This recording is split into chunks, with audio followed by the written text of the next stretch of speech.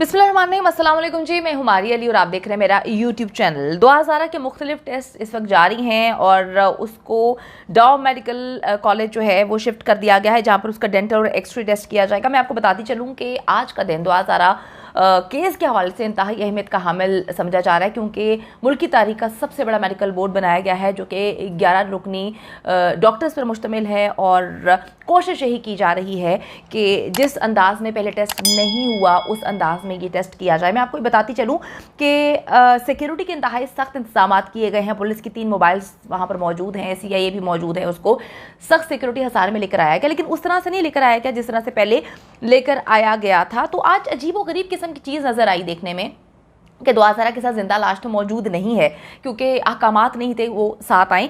लेकिन दुआ हज़ारा ने आज ऐनक लगाई हुई थी। दुआ हज़ारा, जब मैंने एक वीडियो बनाई थी जिसमें दुआ हज़ारा पहले ऐनक नहीं लगाती थी और उसके वालिद ने बताया था कि उसकी नज़र इतनी वीक है कि एक मुश्किल काम है किसी भी इंसान का जो नज़र का चश्मा लगाता हो और वो इतनी ट्रैवलिंग करके जाए और हर जगह पर बगैर ऐनक के वो नज़र आ रही थी। तो उस वीडियो के फौरी बाद जो है वो उसकी ऐनक बनवा दी जाती है, क्योंकि नंबर मेंशन किया था हम लोगों ने, और फ़ौरन जो है हर जगह पर ऐनक लगाकर दुआ हज़ारा नज़र आती है। आज जब दुआ हज़ारा नज़र आई ऐनक के साथ तो बहुत सारे सवालात उठे कि दुआ हज़ारा ने तो कहा था कि मेरी नज़र इतनी वीक नहीं है, लेकिन इसका मतलब ये है दुआ हज़ारा सारा काम दूसरों की आंखों से कर रही थी। आज जब उसके साथ वो दूसरे मौजूद नहीं थे तो दुआ हज़ारा को अपनी नज़र के चश्मे की ज़रूरत महसूस हुई। ये समझने वाली बात है। अगर आप लोगों के पास दिमाग है तो समझे कि ये बच्ची 14 साल की है, उसको कोई ऑपरेट कर रहा है, डिक्टेट कर रहा है, वरना आज भी दुआ हज़ारा जो है उसको ऐनक लगाकर नहीं आना चाहिए था। क्यों आज वो ऐनक लगाकर आई? क्योंकि आज उसके साथ जिंदा लाश एंड कंपनी मौजूद नहीं है। उसके इर्द गिर्द वो हसार बनाए उसका जो है वो बना बनाया बाप मौजूद नहीं है, उसकी माँ मौजूद नहीं है, तो आज उसको जो है ऐनक लगाने की जरूरत महसूस हो गई। तो इसका मतलब यही है कि वो दूसरों की आंखों से उसको दिखवाया जा रहा था, दूसरों की जुबान से उसको बुलवाया जा रहा था। ये वो दुआ हज़ारा नहीं है जो लोगों के साथ बैठ के अपने माँ बाप की धज्जियां उड़ा रही थी। इंशाअल्लाह ताला जी बेहतरीन होगा, बेहतर होगा।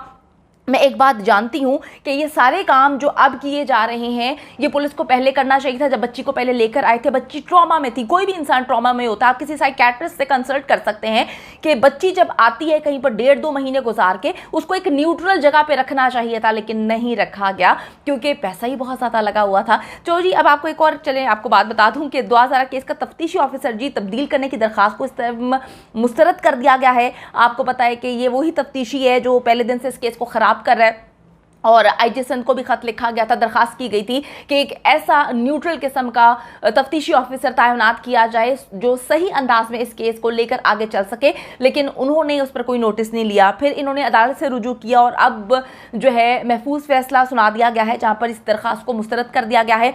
एडिशनल डिस्ट्रिक्ट एंड सेशन जज शर्की ने दुआ हज़ारा अगवा केस का तफ्तीशी ऑफिसर तब्दील करने की दरखास्त को मुस्तरद कर दिया है। अदालत ने तफ्तीशी ऑफिसर की तब्दीली के लिए मेहदी अली काज़मी की दरखास्त पर फैसला सुना दिया है। जुडिशियल मजिस्ट्रेट ने कहा कि पुलिस के जमा कराए गए चालान पर ताहाल कोई फैसला नहीं किया गया। मैं आपको थोड़ा सा बताती चलूं कि पुलिस ने C क्लास चालान जो है वो जमा करवाया है, और इस तफ्तीशी ने तो पहले ही ये कहानी सुना दी थी कि जी इस केस में कुछ भी नहीं है, ये केस खत्म हो चुका है, एक सिंपल लव मैरिज का केस है।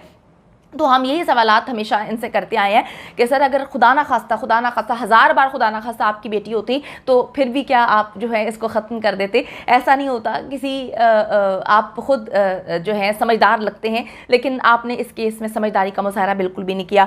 अदालत ने कहा है कि अगर केस का चालान मंजूर हो भी जाए तो दरख्वास्त गुजार के पास अपील का हक भी होता है। आप समझें, अदालत ने जो है पॉइंट बताने की कोशिश की है। अदालत ने रिमार्क्स में कहा कि दुआ हज़ारा की उम्र का तनाज़ा ताहाल मेडिकल बोर्ड के पास ज़ेरे इल्तवा है और अदालत की जानिब से हुक्म दिया गया था कि मेडिकल बोर्ड बनवाया जाए। और यकीन करें कि जो मेडिकल बोर्ड बनवाया गया है, अभी तक तो यही चीज़ें नज़र आ रही हैं कि बहुत काबिल डॉक्टर्स पे मुश्तमिल ये मेडिकल बोर्ड है। लेकिन मैं फिर एक बात बोलूँगी, कभी दुश्मन को कमज़ोर नहीं समझना चाहिए।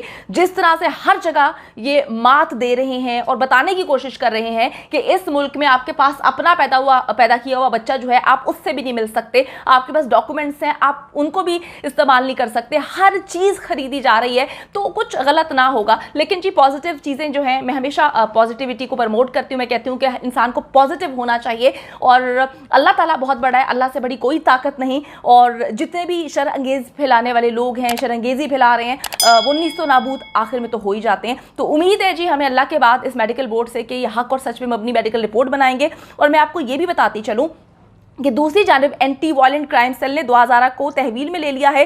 खुसूसी टीम 2000 को लाहौर से लेकर कराची पहुंची है। पुलिस हुकाम के मुताबिक 2000 को मेडिकल बोर्ड के सामने जब पेश किया गया तो वहां पर बड़ी तादाद में जो है पुलिस मौजूद थी, लेकिन उसका मुबैना शौहर जो जिंदा लाश है वो उसके साथ नहीं है। वो अपने तौर पर कराची पहुंचेगा, पुलिस उसको लेकर नहीं आई। तो आज 2000 के साथ वो कहीं पर नजर नहीं आया। पुलिस हुकाम ने बताया है कि जिंदा लाश को मेडिकल बोर्ड जाने की इजाजत भी नहीं होगी, वहां पर हर चीज 2000 को अकेले ही हैंडल करनी है।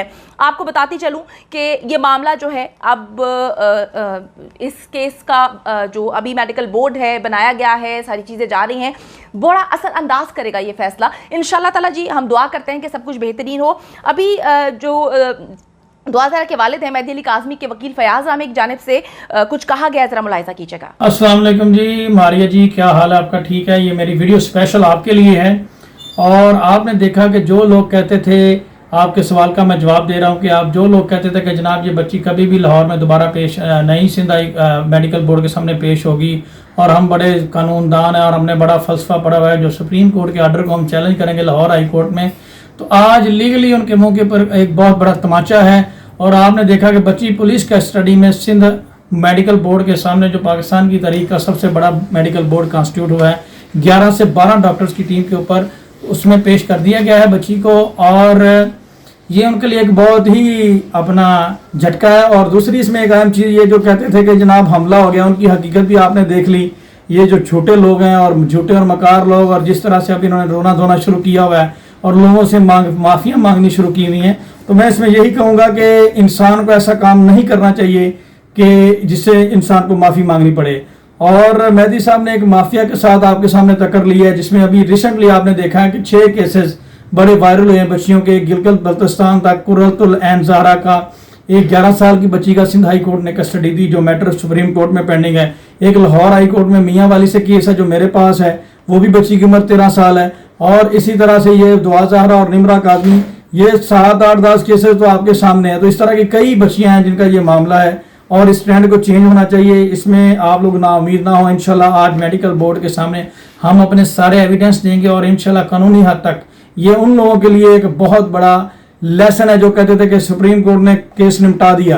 तो मेरा उनसे मैसेज ये होगा कि इसको लव स्टोरी बनाने की बजाय हकायक पे बात करें। आप मीडिया के लोग हैं, आप हकायक पे बात करें। हर 10 मिनट बाद आप केस खत्म कर देते हैं। तो केस अदालत कह रही है कि जी री इन्वेस्टिगेट किया जाए, और पुलिस का रवैया आपने देख लिया आपके सामने, वो कहते हैं जी हमारे मुताबिक केस खत्म हो गया। तो भाई केस खत्म हो गया तो बच्ची आज क्यों मेडिकल बोर्ड के सामने पेश की जा रही है? तो ये सारी इनके झूठ और फ्रेब और ये अदालती प्रोसीडिंग से बचने की कोशिश कर रहे हैं, अदालतों को चीट करने की कोशिश कर रहे हैं और बच्ची को ये बाहर लेकर जाना चाहते हैं एक्सपोर्ट करने के लिए। लेकिन हम इनको इनके इरादों में कामयाब नहीं होने देंगे। और इनकी हालत आपने देख ली, और जिस तरह से गंदे कमरे में बच्ची को लाहौर में रखा गया, जहां पे कूड़े के ढेर और उज़्मा स्ट्रॉन्ग और दीगर यूट्यूबर ने जिस तरह से इनको एक्सपोज किया है, ये इनकी हिम्मत है।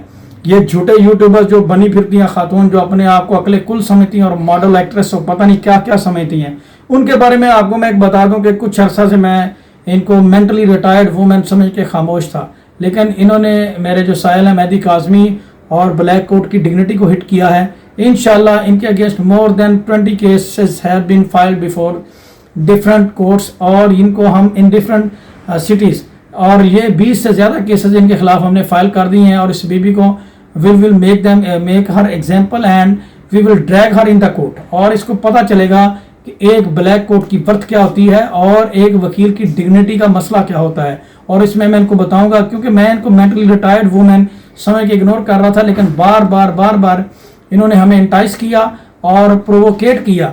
जिब्रान नासिर साहब को कादियानी तक कह दिया।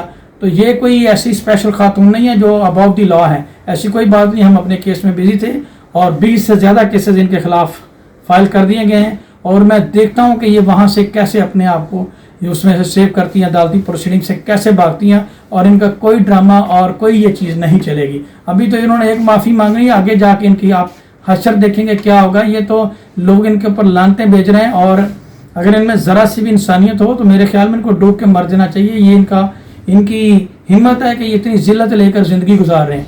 खैर मैं एनी हाउ इनको डिस्कस नहीं करना चाहता। वो तो अब अदालती प्रोसीडिंग में देखेंगे जो होगा। लेकिन दुआ ज़हरा कराची पहुंच चुकी है, इंशाल्लाह मेडिकल होगा और इसमें डॉक्यूमेंट्स और सारी चीज़ें देखी जाएंगी और हम इन फ्यूचर अपना मेरिट पे केस लड़ेंगे। और जिस तरह मैंने इनको कहा है, मैंने आपको पहले दिन से रिपीट किया है ये बात कि अगर हमें अदालतों से इंसाफ नहीं मिला तो हम लॉ अमेंडमेंट तक जाएंगे। उम्मीद करती हूँ कि वीडियो पसंद आई है। कमेंट सेक्शन में जाके जल्दी से अपनी राय का इजहार करें, वीडियो को ज्यादा से ज्यादा शेयर करें, मेरे चैनल को सब्सक्राइब करें। और पाकिस्तान एक खूबसूरत मुल्क है, उस खूबसूरत मुल्क के हवाले से मैंने एक चैनल बनाया है, उसको पिन कर दिया है, लिव लाइक मारिया। जल्दी से जाके उसको भी सब्सक्राइब कर लें।